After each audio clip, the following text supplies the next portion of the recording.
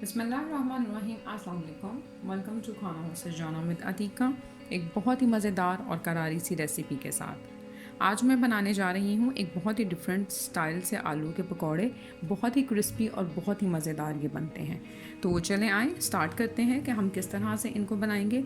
मैंने यहाँ पर 2 अदद आलू लिए हैं। ये बड़े साइज़ के आलू जो थे वो मैंने इसमें इस्तेमाल करने हैं। उसके अलावा इसकी कोटिंग करने के लिए हम बेसन का इस्तेमाल करेंगे। यहाँ पर मैंने थोड़ा सा धनिया लिया है। हाफ़ टी स्पून के करीब इसके अंदर मैं लाल सुर्ख मिर्च का पाउडर ऐड करूँगी। हाफ़ टी स्पून के करीब इसमें सूखा धनिया पाउडर जाएगा। हाफ़ टी स्पून के करीब ही इसमें गरम मसाला पाउडर जाएगा। 1 टीस्पून के करीब इसमें नमक ऐड करूँगी। हाफ़ टी स्पून के करीब इसमें मैं सफ़ेद ज़ीरा जो है वो शामिल करूँगी। उसके अलावा मैं इसके अंदर 1 टीस्पून के करीब चिली सॉस, सोया सॉस और केचप का इस्तेमाल करूँगी। सबसे पहले हमने आलूओं को गोल गोल कतलों में काट लेना है। आपने इसके बारीक बारीक कतले जो है वो काट लेने हैं। इस तरह से करते हुए आपने आलूओं को काट लेना है। आप चाहें तो आप कटिंग बोर्ड का इस्तेमाल भी कर सकते हैं, इतना ईजी लगता है तो मैं इसलिए इसको ऐसे ही काटूंगी। ये देखें, इस तरह से आपने आलूओं के कतले जो है वो काट लेने हैं। ये देखें, ये मैंने आलू को इस तरह से गोल गोल कतलों में काट लिया है।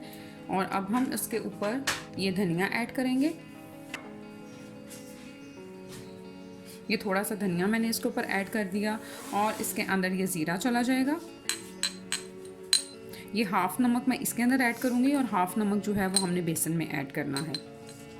अब मैं इसके अंदर 1 टीस्पून के करीब सोया सॉस ऐड करने लगी हूँ। ये 1 टीस्पून के करीब सोया सॉस इसमें चला गया। ये 1 टीस्पून के करीब इसके अंदर केचप जाएगी और 1 से 2 टीस्पून के करीब भी हम इसके अंदर चिली सॉस ऐड करेंगे।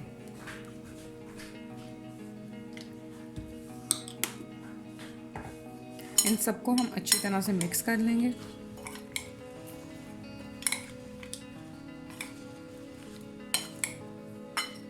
ये देखें, मैंने इन तमाम चीज़ों को अच्छी तरह से मिक्स कर लिया है। इसको अब हम साइड पे करेंगे और ये बेसन ले लेंगे। बेसन के अंदर हम ये थोड़ा सा नमक ऐड करेंगे और इसके अंदर ये गरम मसाला, सूखा धनिया पाउडर और लाल सुर्ख मिर्च का पाउडर चला जाएगा और इसको हम एक पेस्ट तैयार कर लेंगे। थोड़ा थोड़ा कर पानी ऐड करेंगे और एक थिक सा पेस्ट जो है वो हम मज़ेदार से आलू के पकौड़ों के लिए तैयार कर लेंगे।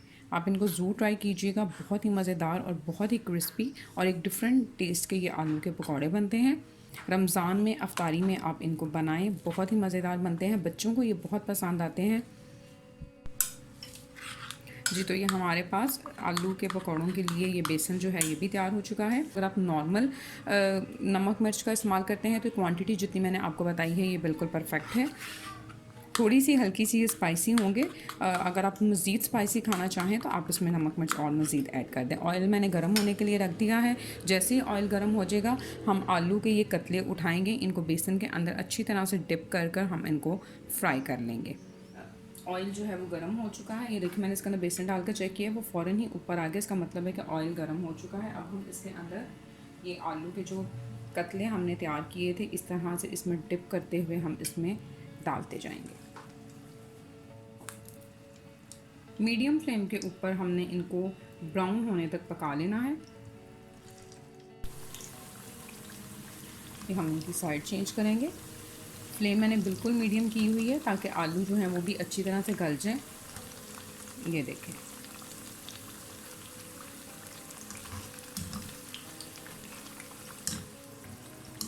जी। तो ये देखें कितना खूबसूरत कलर जो है वो इन पर आ चुका है। अब मैं इनको निकाल लूँगी और इसी तरह से हम बाकी के आलू के पकौड़े जो हैं वो भी फ्राई कर लेंगे।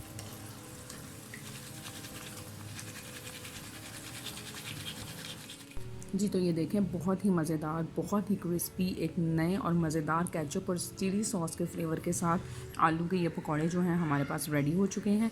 बहुत ही क्रिस्पी ये बने हैं। आप इनको ज़रूर ट्राई कीजिएगा।